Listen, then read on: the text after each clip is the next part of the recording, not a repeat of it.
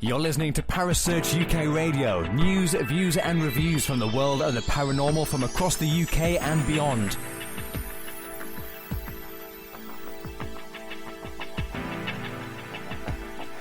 Find us on Facebook, Twitter and the World Wide Web. Parasearch UK Radio.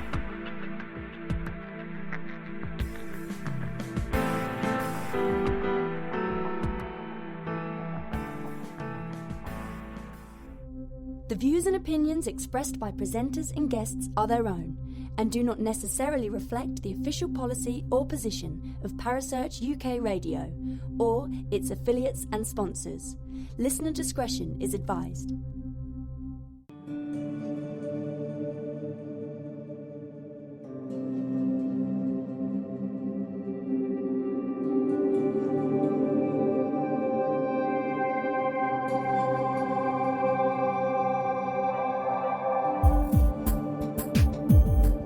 You're listening to The Spirit Dimension with your host, Kerry Greenaway, right here on Parasearch Radio.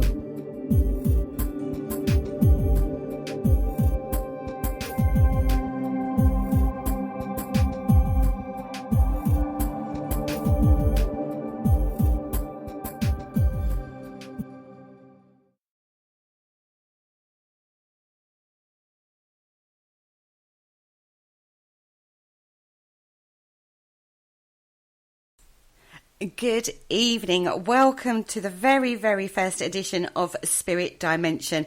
My name is Kerry Greenaway and I'm going to bring you something a little bit different. We're still going to be talking the paranormal and all that, but I also want to be bringing in a little bit more of the spiritual because a lot of people work in a very spiritual way, a very different way in the paranormal field as well. Now, tonight I am joined by a lovely lady all the way from Australia. She's actually based in Melbourne, and her name is Sarah Chumacero. Good evening, Sarah. How are you? I'm good. How are you, Kerry? I'm very, very well, thank you. Now, you very first came to my attention through a blog that you write, which is Living Life in the Full Spectrum. And you talk very, very, quite often. You do regular blogs on your page, don't you? I do. I mean, I would love to do it every day. I can't really do new posts every day. I try to even just put up some sort of post every day, even if it's an old one. But lately I've been trying to do at least 3 to 4 new posts a week. Well, you've certainly been doing that, and you cover all sorts of different subjects, and you're quite a prolific little investigator, aren't you? I try to be. You go out every week? Yeah, pretty much. We've got I'm part of a group which is called Paranormal X-Files, and we also run Black Rock House Paranormal Tours. So once a month we run tours out of a little old homestead called Black Rock House. And then we've also got a partnership with the National Trust of Victoria where once a month we also run events out of one of their locations.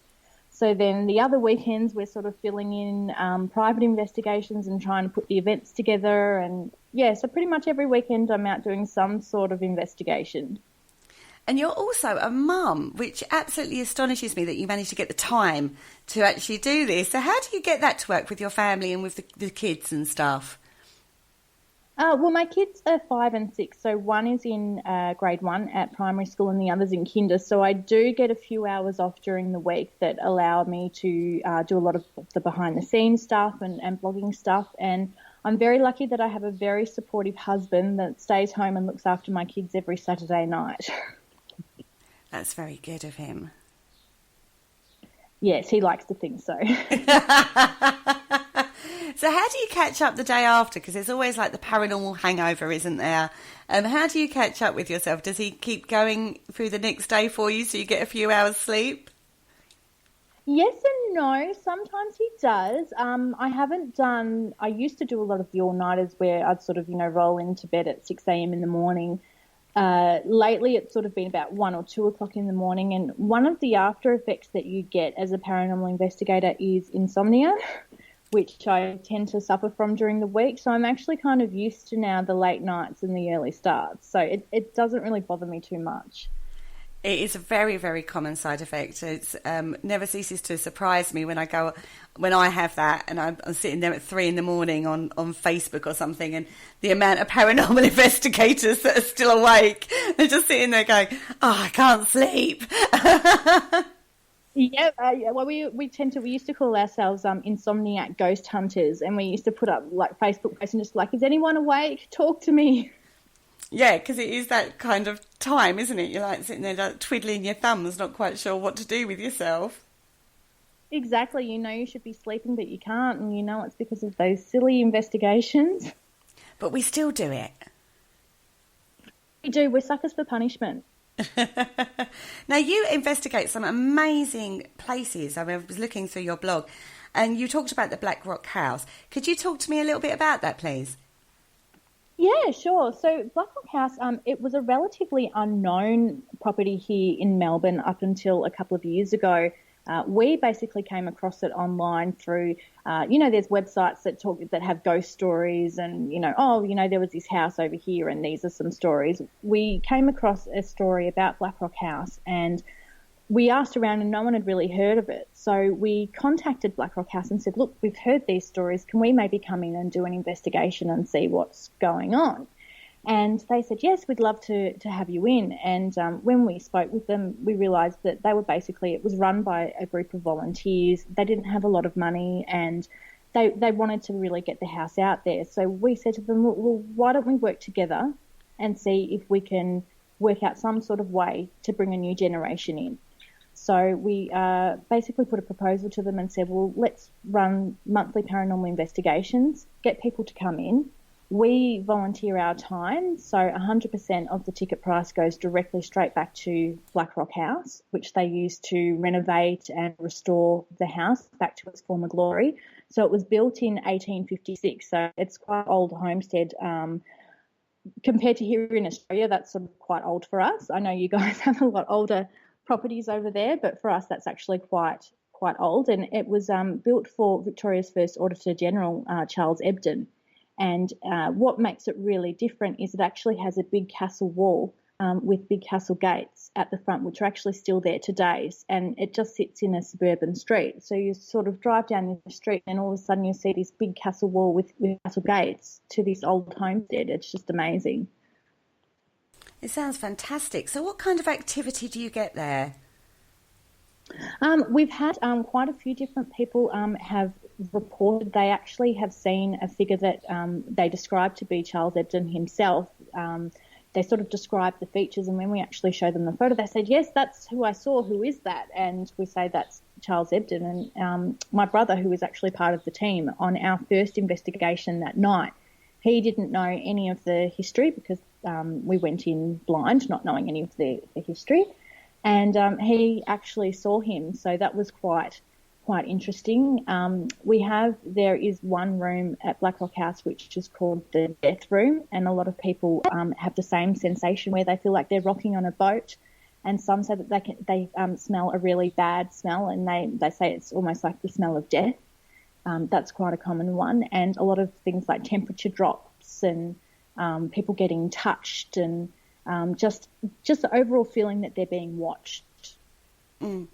That's quite a common thing, that feeling of being watched, isn't it? And that's something you pick up in a physical way. I mean, we talk about this quite a lot. Of the most useful tool is yourself on an investigation, regardless of the kit you've got. It's actually yourself that picks up on stuff before activity starts to happen. Oh, absolutely. And we often do, even just on our pages, we say, what is your most favourite piece of equipment to use? And people often respond with, well, myself, because I like to get those feelings. And even people that don't consider themselves sensitive tend to pick up on these feelings. And I feel, and I know from my own experience, the more that you actually do it, I feel the more in tune you actually get to those feelings. No, I agree with that. Yeah, I agree with that. People that have started in the field just on a tech basis, generally, but once they've been doing it for a while, start going, I'm starting to feel stuff, where they were quite sceptical initially, then they start feeling stuff themselves. And although they try and explain it because they've got that sceptical side, they can't deny that things affect them and they start feeling stuff. Absolutely. And I think a lot of people, and I know a lot of investigators, they want that feeling. And I know for myself, I kind of sometimes crave that feeling, because sometimes I do go to locations and I don't feel anything. And I think I want to feel that again, just to almost remind myself why I'm doing this.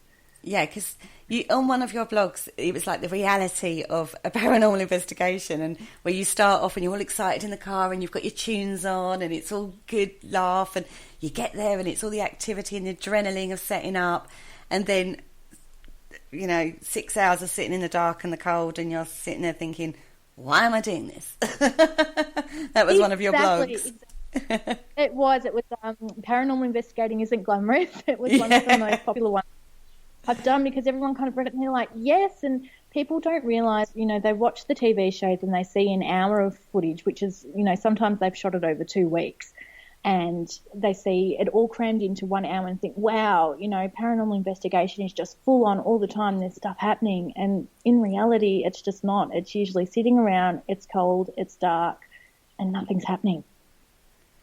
It can be really frustrating, can't it? It can be. And then, the next night you could go into a place and bam, things are happening straight away too. So on the other end of the scale, you never know what you're in for. No, you don't. And that's what makes it quite addictive almost, isn't it?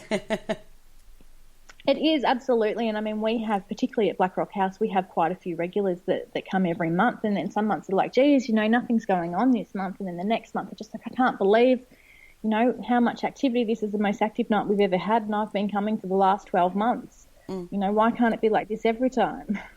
I love the fact that you have one location that you do on a regular basis, because we talk a lot in the UK about building up a case study and getting to know the location, so the creaks and the groans and the various noises that a location makes. So that's really quite important when you're trying to build up a portfolio of activity and try and get to the bottom of it, or not, as the case may be. We're all out there trying to prove something that is a theory, effectively.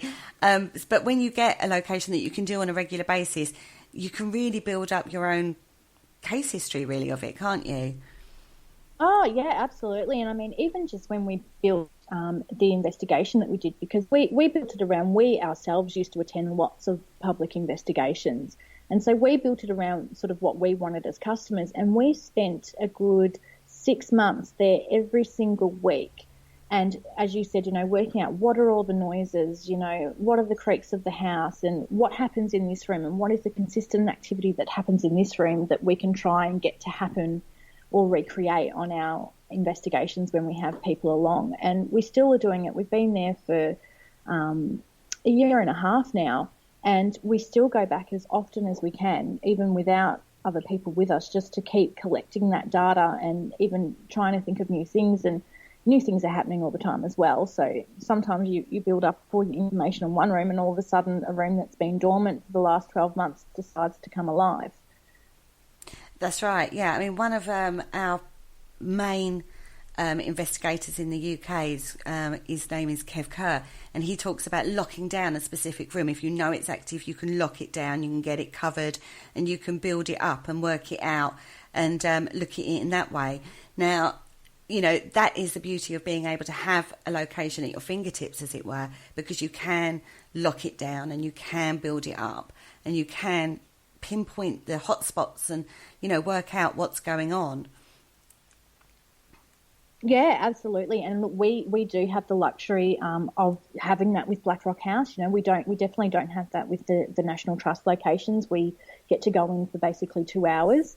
To plan a whole event. But Black Rock House, we do have the luxury. We have a lovely president that we work with, the president of the Friends of Black Rock House, and we just have to ring her and say, is it available tonight? Can we go in? And sometimes she even comes in with us and just watches. I love that when they come in, and because they're interested, because it's like their little baby, isn't it? It's their little, they get really emotionally attached to these buildings, the caretakers of them, and they love to see it. They love to know it's a living history part of it, really. Yeah, and we're quite lucky because she finds herself to be sort of quite sensitive. And, the first night we went in, and the whole reason she let us come in is that, she obviously did believe in the paranormal and she'd had experiences herself. And, she wanted to kind of know, are the things I'm feeling real? So, she loves it. And, we have our regular spirits that we talk to. And sometimes, we'll get a message after the tour and she'll say, oh, did Annie come out tonight, or was Thomas there? And, it's almost like they're part of the family. Oh, I love that. That is brilliant.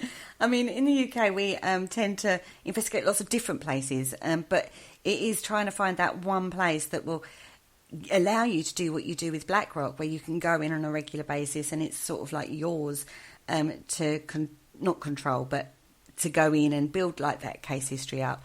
So, but in the UK, we kind of end up with like lots and lots of little investigations here, there and everywhere. And some of them are so over-investigated by different teams. Have you found that in some of the locations in Australia? Yeah, we have. And a lot of the feedback that we get as well from people coming to our investigations, there's some really popular locations, mainly sort of the big ones like jails or asylums. And even a few years ago, we would investigate them and, the energy was insane, the activity was insane, and everyone just said, wow, these are the most intense locations I've ever been to. And, a few years down the track, people come in now and they just say, there's just been too many people through. It just doesn't feel like there's anything there anymore.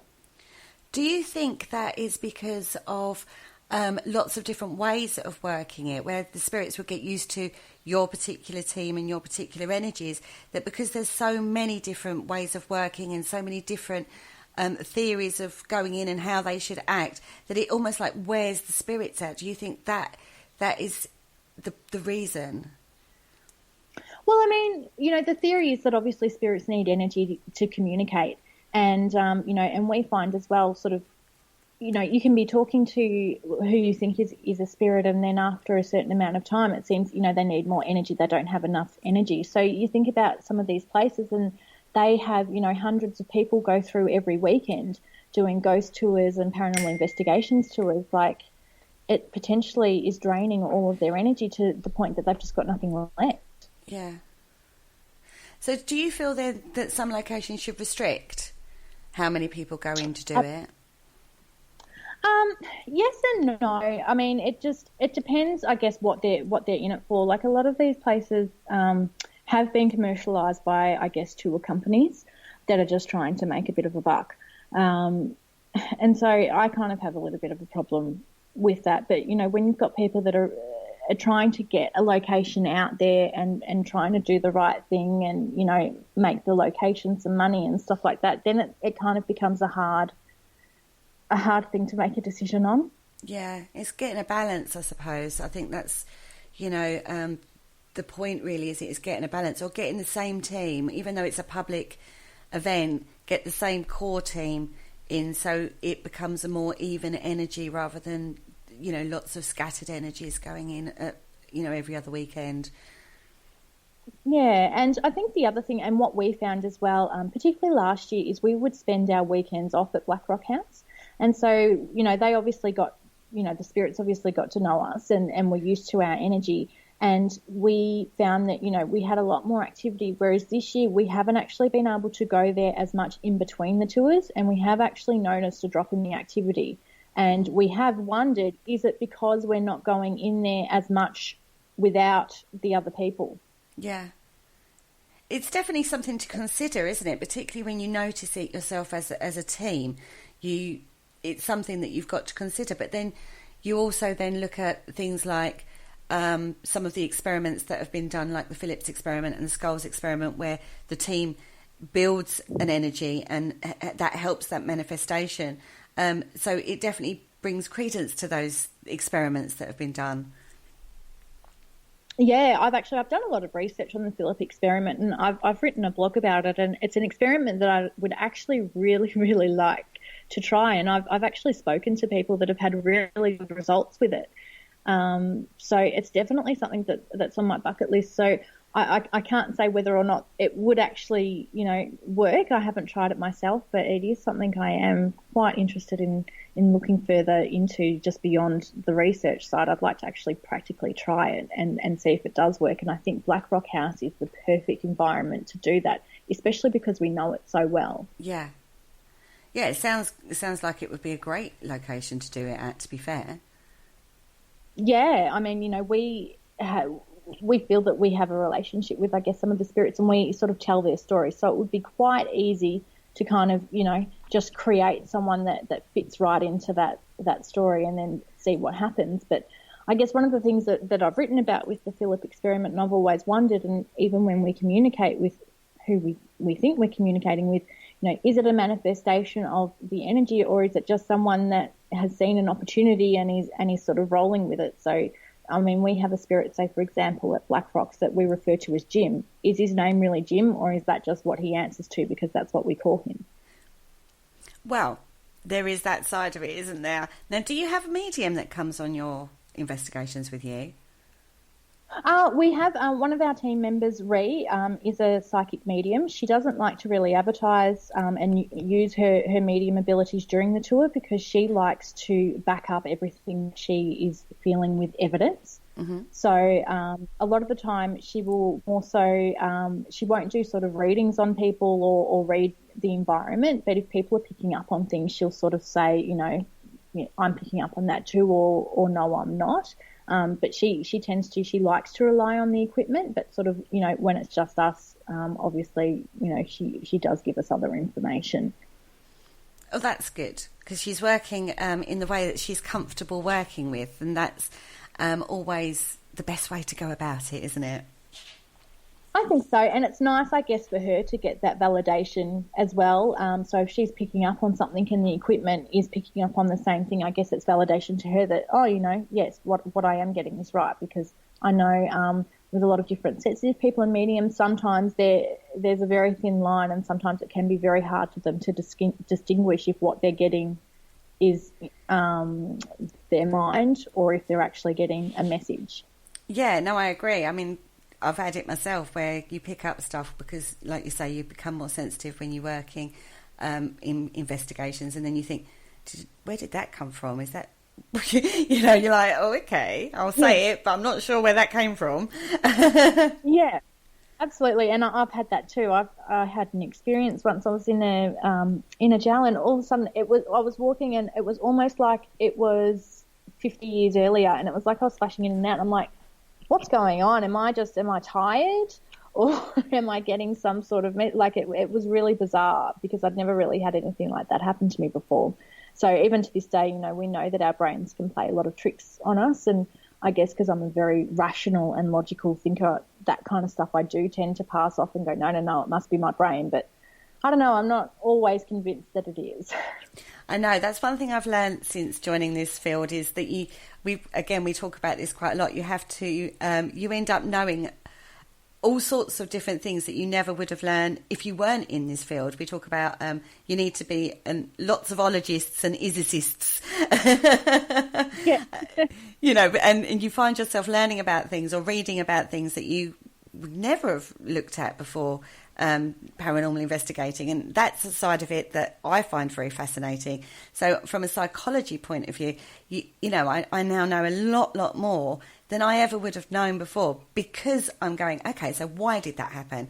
And then you find it different explanations, and that's the other side that makes paranormal investigating so fascinating. Yeah, I'd have to agree. And I think there seems to be a bit more of a movement happening at the moment where people are trying to start thinking more logically and rationally. And I'm seeing a lot more articles and research popping up that, delves into people doing studies on the brain and actually looking further into, well, why does our brain do things like this? And why do we feel the way that we're feeling and think the things that we're thinking and remember things a certain way? And it's really quite fascinating. And as you said, I wouldn't have read anything like that beforehand. I would have had no interest or need to. Well, this is it. And that's, like I said, it's the fascinating side to investigating, that when you first see the TV programs and stuff like that, and you go out and you do basically a ghost hunt, and then you actually go, hold on a second, why? And it's the why that draws you into all these other areas. Absolutely. And the why is such an important question. And I think the why, as you said, it's why people do it. And, we want to know why. It's not necessarily how, it's the why. Mm. Because the how is relatively easy. I mean, you get your K2s and your millimeters and your REM pods and all that. The working of an investigation is pretty basic across the world, from my understanding. I talked to a lot of people in America, obviously the UK, and now luckily Australia. I'm getting around the world. Yeah. So the equipment is pretty generic across the world, isn't it? Yeah, I mean, look, a lot of our equipment we bring in from the United States. I think a lot of people do, and it is, it's K2s, it's millimeters, it's REM pods. A lot of the, special toys or gadgets that you see on all the different TV shows are available to the commercial market to buy, of course, and it's, how they get their money. And, they import them or export them all over the world, so we do all use the same equipment. And I find that we all kind of have the same techniques and the same way. So as you said, the how, it seems to be quite generic, what's your name, when did you die, where are we, what year is it, all that kind of stuff. It's generic all over the world.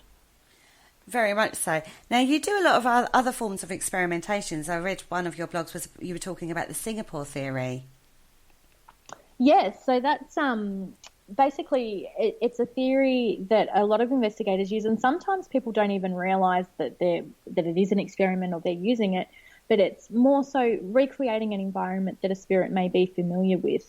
So it's something that you can take, as far as you want to or do as little as you want to, and it could be something as simple as using just a trigger object. So say if you're in a jail and you had a packet of cigarettes, because that would be something that, a prisoner might relate to, because they might trade things for cigarettes, for example.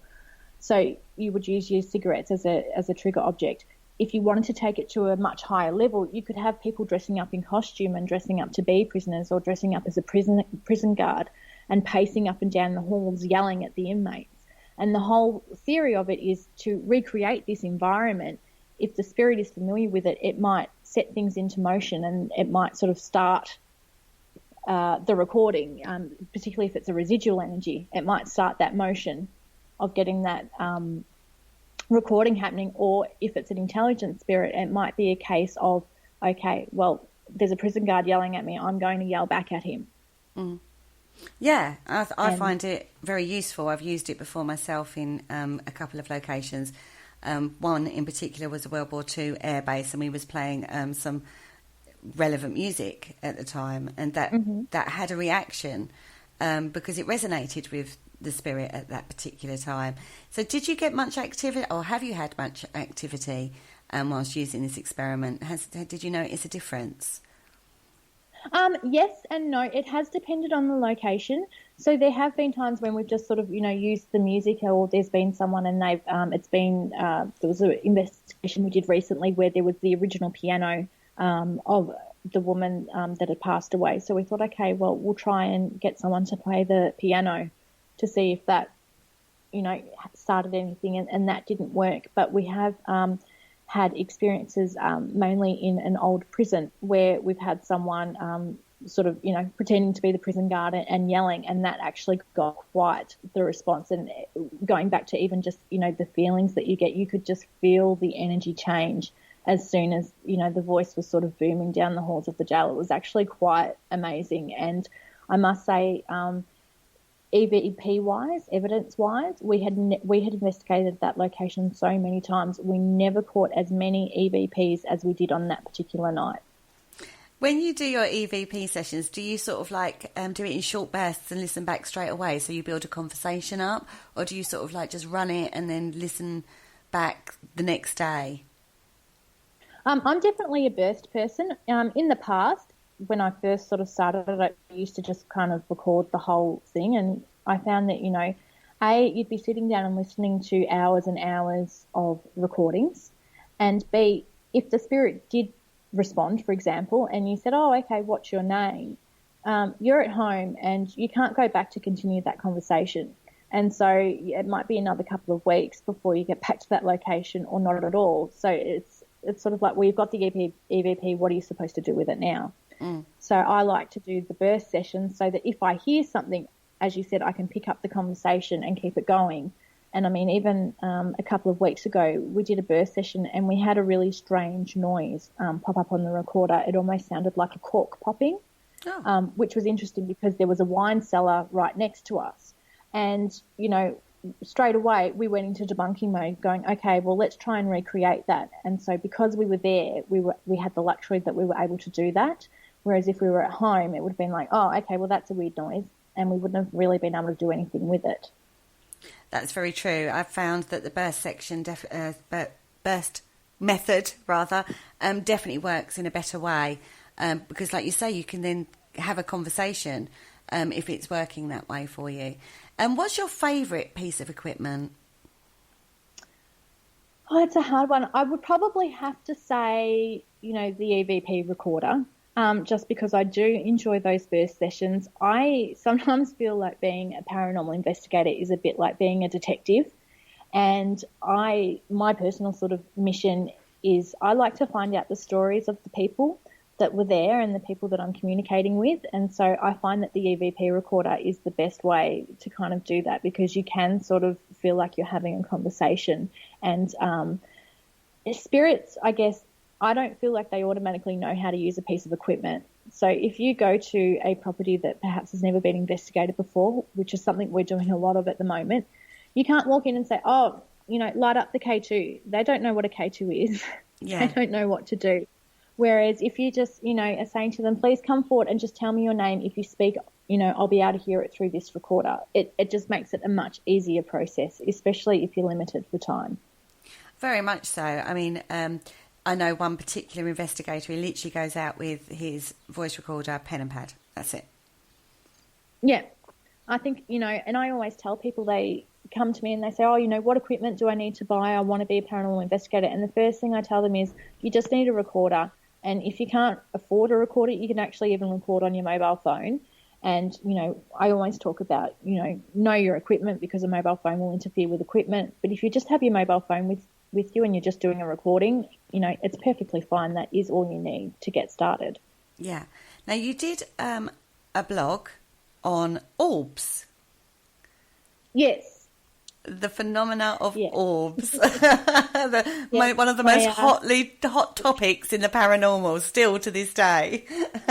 Yes, I think it ever will be because people just don't want to listen.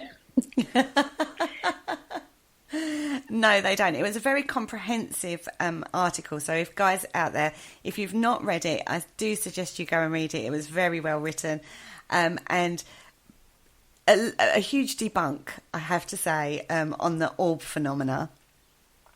Yeah, absolutely. And, you know, I guess, look, a lot of us are members of these, you know, Facebook discussion groups, and people are forever putting up photos that they've taken just, you know, in their house, or, you know, the common one is, oh, I was in my bedroom and I felt like I was being watched, so I took a photo with my phone and check out all these orbs. And the common thing that you see in these photos is that, number one, they've used a flash. And, you know, if you actually take a little bit of time and research how a camera works, and it's becoming common knowledge now, when you use a flash, the light bounces off dust and moisture particles and it causes these circles to appear on your photo. And the orbs are not spirits, they're not fairies. I've heard fairies as a theory as well. They're dust particles, and people say, no, but I can see faces within the orbs. And, you know, that goes back to, you know, the pareidolia, which is, you know, your brain trying to make sense of a pattern. It's just, it's very frustrating. I'm getting frustrated even thinking about it. And that is the other thing. It frustrates a lot of people that know a lot more about investigating and paranormal. So when you do get somebody who's not knowledgeable about it and they're going, yeah, like you say, look at my orb photo, it's amazing. It does become incredibly frustrating. And, you know, do you find that, you know, you get quite cross with people at times? I do, and I try to be nice. I mean, I don't... The funny thing is when I actually put that article out, I had a lot of people emailing me and inboxing me going, I understand what you're saying, but my photo is real orbs. Have a look. And it was, I just thought I can't argue if you're so set in your mindset. And I recently had a lady, when we were at Black Rock House, and I was taking people through to the bathrooms before the tour started, and she said to me, "Oh, I want to show you this photo I took out the front just before there were all of these amazing orbs." And I said, "Oh, okay." And I said, "Did you use a flash?" And she says, "Oh, of course I used a flash." And it was a very cold night. It was raining. And I said to her straight away, I said, "Oh, look, just so you know, if you've used a flash, this is why it would appear." And she started getting a bit angry with me. And I just said, "Okay, well, that's just my opinion." And I left it at that, just because we were about to do a 2-hour investigation with her and I didn't want things to be awkward. Yeah. But I find that people will either want to listen or they won't. And I found that's the whole reason I made the article. So a lot of the time I can just say, look, have a read of this, and it's up to them whether they choose to accept it or not. And I find the majority of the people actually won't accept the explanation because I think they're actually personally attached to the photo, and maybe they want it to be paranormal so badly that they won't open their minds up to the possibility that it's not. Yeah, I think that's a lot of it. And also, particularly if they think, one of my co-hosts, Paul Rook, had a situation where somebody had sent him a photograph of a family meal and they'd left a chair that was empty for, the past spirit, and in the chair there happened to be this orb. And although he was like, there is an explanation for that, but if you want to think it's your dead relative, it is sitting in your chair at your meal, then you go ahead. Yeah. You're not going to accept what I say because you're so desperate to believe that they visited and sat in that chair whilst you was having your meal and you just happened to catch it at that particular point. So it's, you are right. People do get very attached to the orb phenomena, even though you could have a class EVP of the relatives saying something, but they go, no, but there was an orb. Yeah, and I think it just comes down to it's the easiest thing, and a lot of people that take the orb photos, for example, they're not paranormal investigators. They're just people that I guess have an interest in the paranormal, and somehow, I don't know how, somehow this orb craze has just gone crazy. Do you think a lot of the fashion, I want to call it, of these, like the normal everyday people that just watch TV and stuff like that, do you think the TV has got a lot to do with that? Definitely. I think, shows, particularly the most popular one would have to be Ghost Adventures, and I think a lot of people want to be Zach. And a lot of the time when they come to our investigations, we'll say the first thing we ask is, who's watched, the TV shows? And most people put up their hand, and we say, well, what TV show have you watched? And it's like, oh, Ghost Adventures, oh, we love Zach, oh, they just catch the best evidence. They're the best investigators. We want to be them.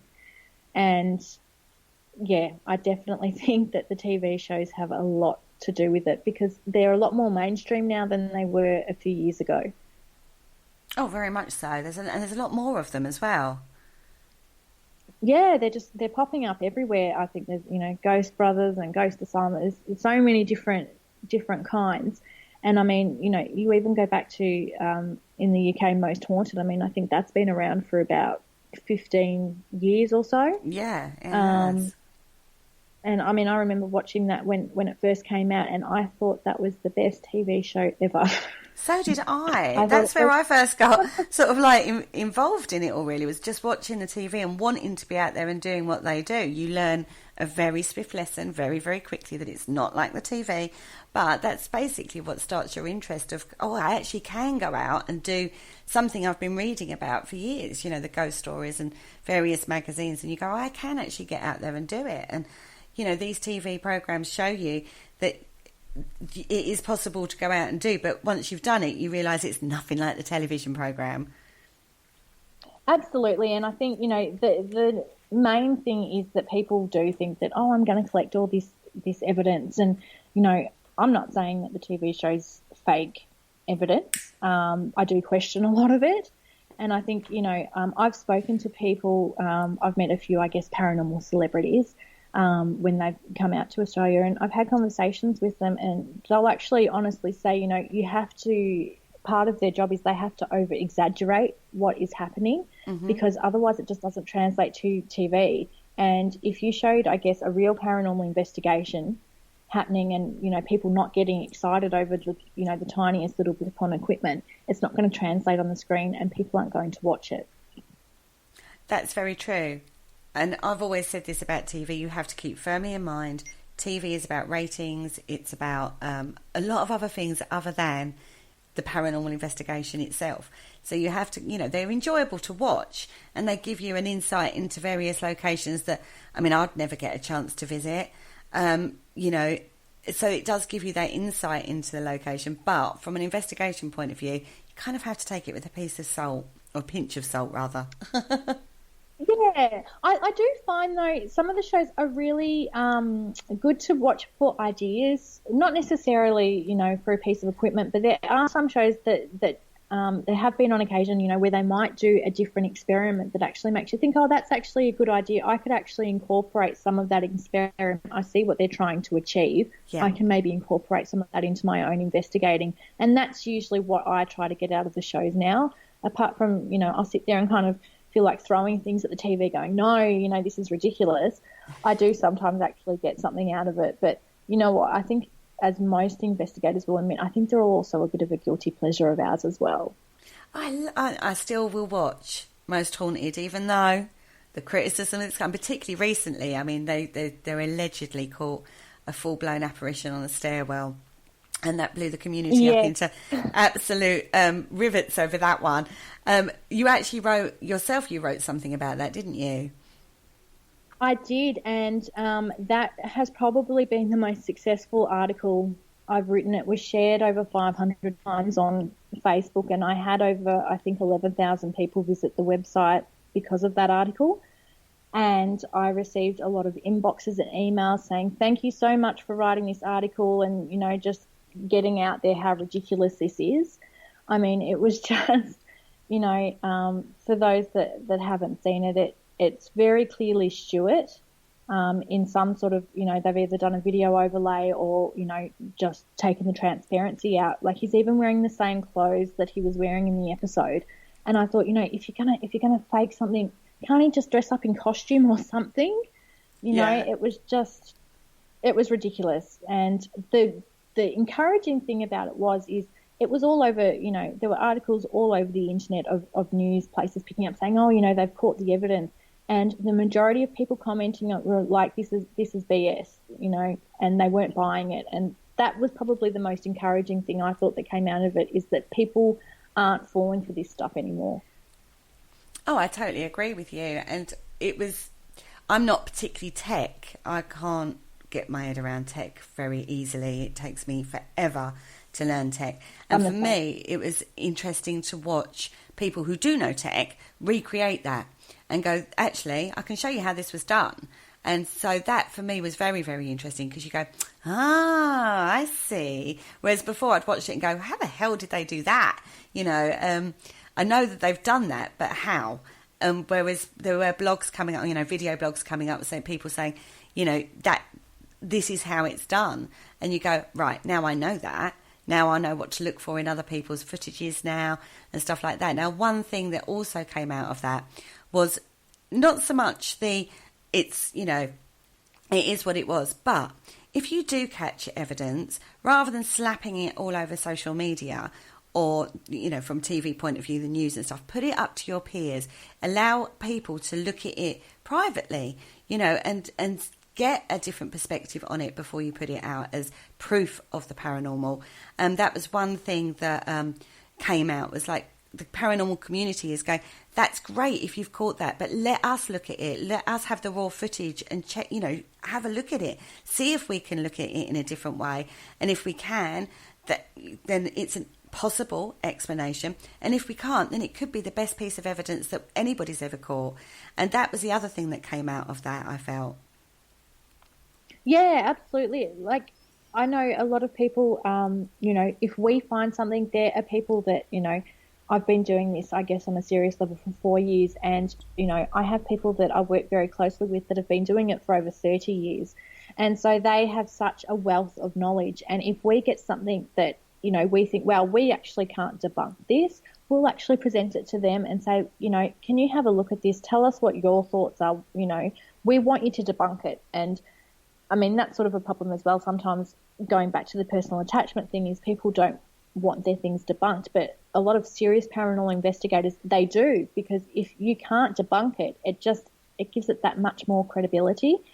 And I think the problem is with all of these videos going, I guess, viral, etc., on the internet, when someone does come out with a genuine piece of evidence that their peers have reviewed and no one is able to debunk it, people aren't going to believe it. Mm.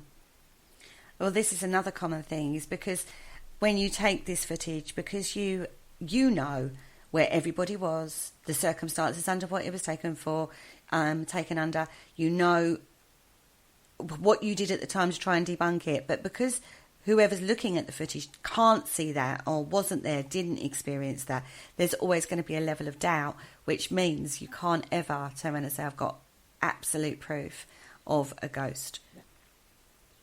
Yeah, and that's we had Ben Hansen here from Fact or Faked Paranormal Files, which was a fantastic debunking show, and I've met him a few times. And one of the main things that he said, and it was a talk that he was doing, and it was mainly based on sort of, you know, UFO phenomena, etc., but it still applied to anything paranormal. And he says, no one's actually going to believe your stuff, because unless they were actually there themselves, they're not going to believe it. And it's true, because I know when I review things as well, I am also of that mindset, because I'm like, yeah, but, you know, this could happen or this could have happened, etc.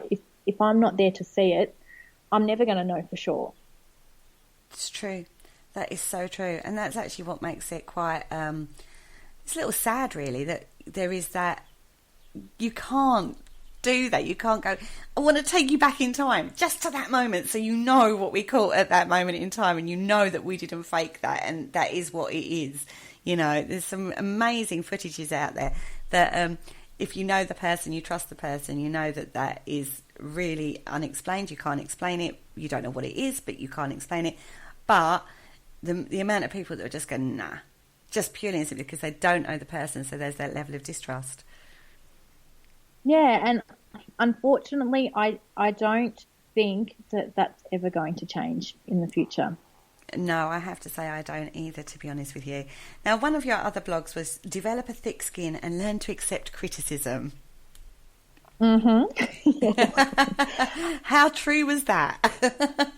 I have a lot of people, because we do, you know, all of these tours at Black Rock House, etc. Afterwards, I have a lot of people that, you know, will come to me, and because they know about the blog, and they want to know, you know, what can I do? How can I, you know, do more paranormal things? Because when I started, I was just like them, and, you know, like we were talking about before, I watched the TV shows, and eventually one day I got the courage and said, you know, I'm going to go out and do this. And I thought, no, I'm going to really dive into this. And I just kind of went in and made stuff happen. And one of the things I learned along the way is how much people are going to tear you down, and I guess how much people see the paranormal field as a bit sort of taboo. And I experienced a lot with a lot of my friends and people that I knew sort of didn't take me seriously and thought, you know, she's got to be kidding. She's, you know, running around in the dark trying to talk to ghosts. Like, you know, is she crazy? And I found things like that quite hurtful. And even still, I guess to this day, a lot of people, particularly like, say, at my son's school, for example, don't know what I do. And a lot of that is just because sometimes I'm scared of the judgment. And this is where I, you know, need to take my own advice, I guess. But it's developing that thick skin and then accepting the criticism. And if you want to be a good investigator, you have to be prepared for people to, you know, say, hey, okay, this is a great photo I've taken. You have to be prepared for them to come back and say, actually, no, this is what it is. It's not paranormal. It's this. So you need to get rid of, I guess, that personal attachment and learn from what they are telling you, so that next time you'll know, oh, okay, well, that actually came up in my last photo. I know that that's a shadow, or I know that that's, you know, it's not an orb, it's the flash, and it actually helps you become a better investigator. I totally agree with you, but I also feel that there's some people like that level of notoriety. I can never say that word. Of being like a paranormal investigator. My sons love telling their friends that I'm a Ghostbuster. And they come around expecting to see a full lab. And I'm like, no, that's not how it works. And look, I think it's cool, but, not everybody does. No, not everybody does. They think I'm a little weird, I think, at the school down my way. I don't care. That's coming to me. I mean, and that's the thing. It's you do have to learn.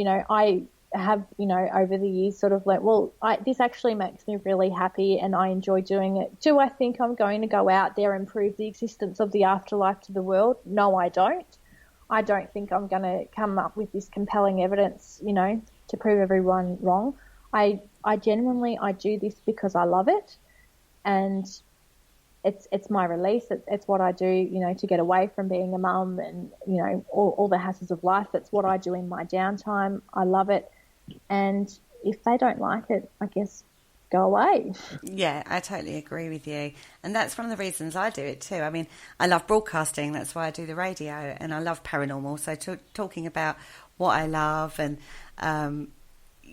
is just fantastic. So I can't ask for better, it fulfills me for that. So you've got to do what you love. You've got to do what you have a passion for.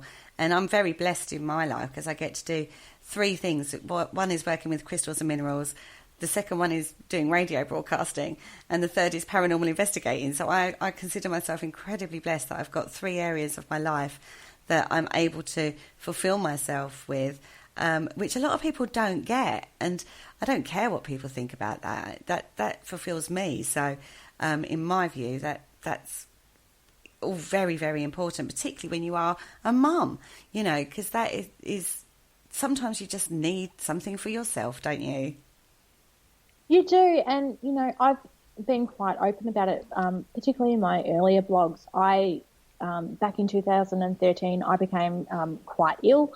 And when I sort of recovered from all of that, I went through a stage of depression for a few months, and it was actually delving into the paranormal field that brought me out of that depression, and it gave me a reason to get up in the morning.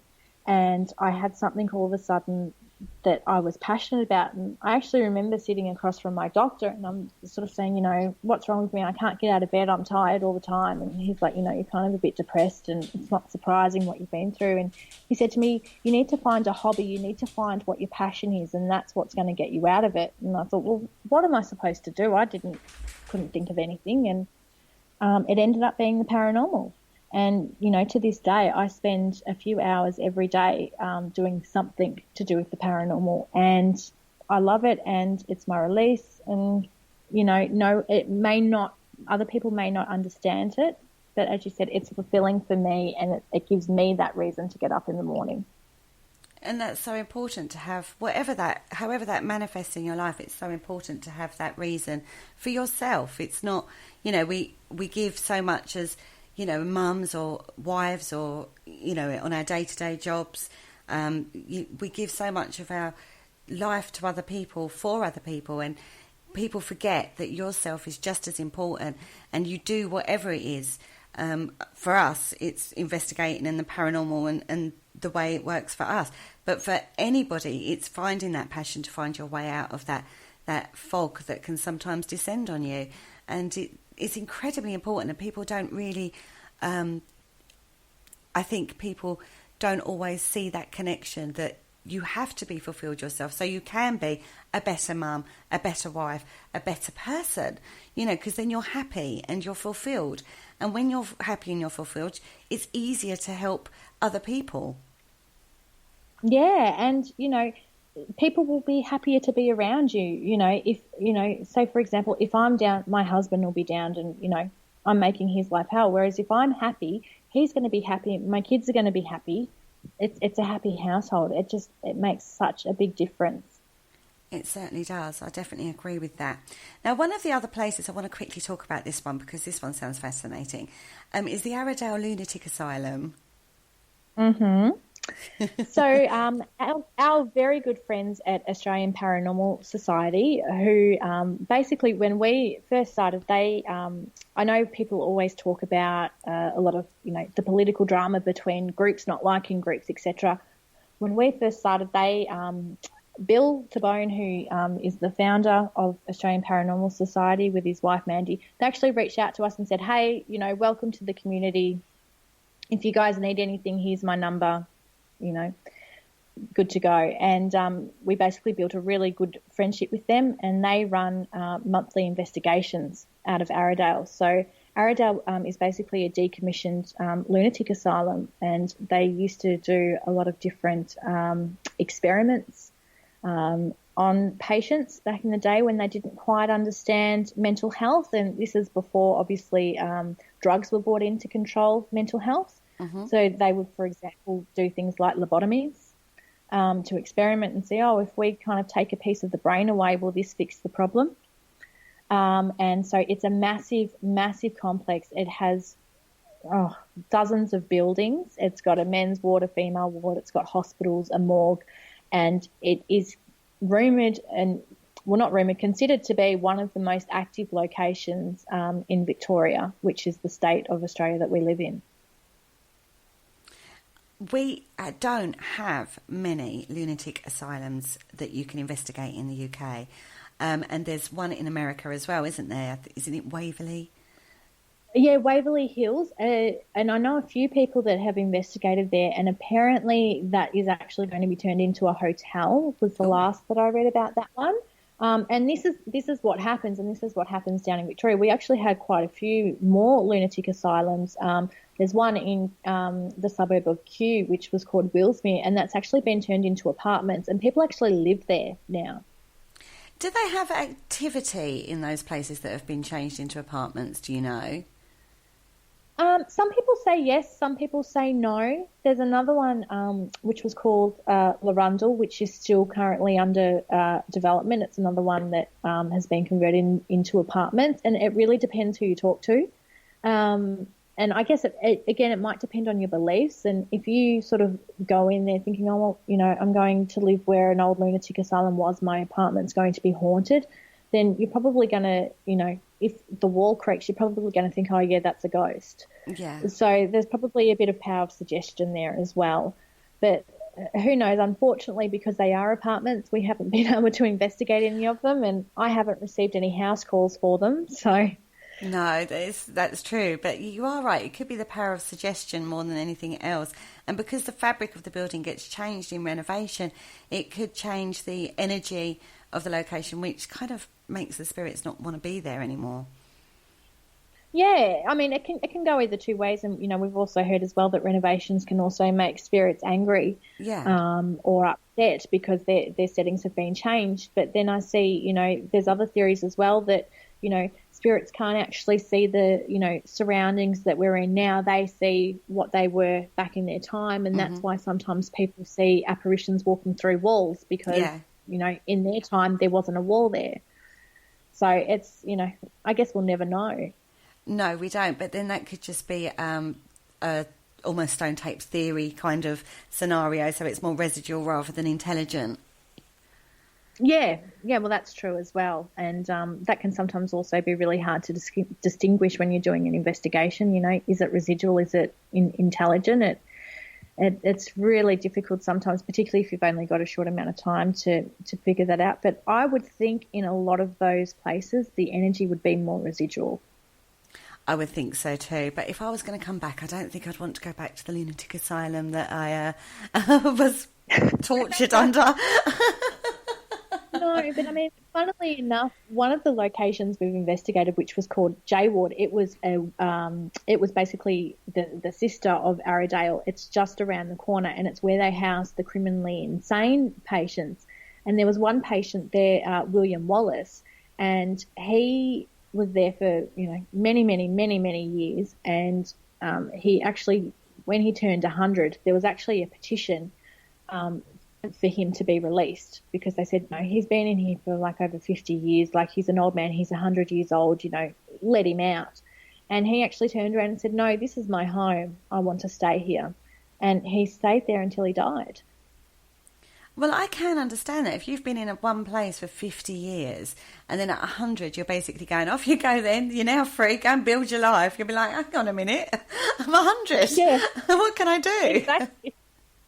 Exactly. So I guess it just depends. But, it's like a lot of people think, that cemeteries are haunted. But I don't think, in most cases, you're not going to, be hanging around your grave, I don't think. No, that's a very common theme in the UK as well, is that we generally think that graveyards are not haunted. Because if you're going to be somewhere, you're not going to be stood by your grave, are you? No, and, we like to think that people go back to either, they either want to be with family or they want to be in a place that was significant to them. And so that's why we like places, I guess, like Black Rock House, for example, that there was so much love and care put into it that we believe a lot of those people are still there just because they loved the place so much. Oh, I totally agree with you. Well, we're coming to the end of the show, Sarah. That's gone so quick. I know, it's been lovely chatting. It's been great. Thank you so much for joining me. So where can people find you? Let everybody know where they can find your blogs and everything else. So you can find me on a few, everywhere. So on Facebook, you can find me, just have a look at Living Life in Full Spectrum. And while you're there, also maybe look up Paranormal X-Files and Black Rock House Paranormal Tours. If you're not on Facebook, I do have a website, which is www.livinglifeinfullspectrum.com.au. Oh, that's fantastic. Thank you so much for joining me. And what's next? What are you up to what are you up to next? Well, lots of Black Rock tours. We're actually pretty much sold out for the rest of this year.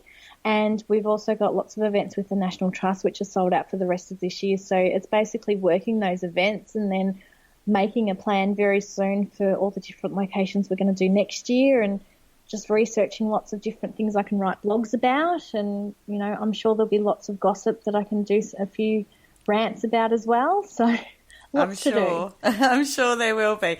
Thank you so much for speaking with me tonight. It's been an absolute pleasure.